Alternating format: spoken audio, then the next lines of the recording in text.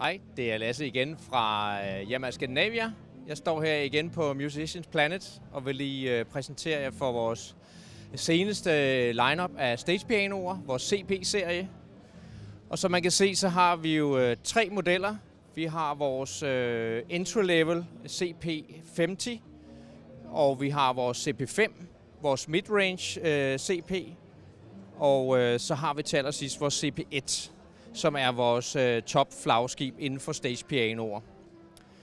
De er alle sammen bygget op omkring vores nye SCM-teknologi, som er vores Spectral Component Modeling, som gør, at vi har fantastiske, autentiske pianolyde, både de akustiske pianoer og lige så meget de elektriske pianoer.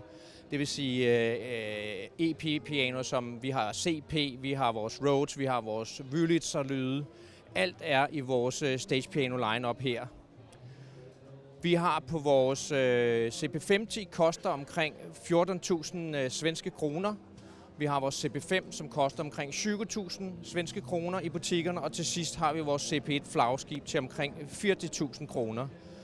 Og fælles for både CP5 og CP50, det er, at vi har vores nyudviklede Natural Wood Stage keyboard, som er altså en vægtet tangent, men med en trætangent, som har en meget autentisk feel for dem, som er vant til at spille Rhodes-lyde.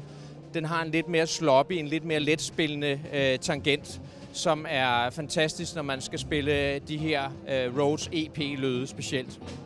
Så her har vi det fulde line-up, og som igen er præsenteret på Musicians Planet. Tak for nu.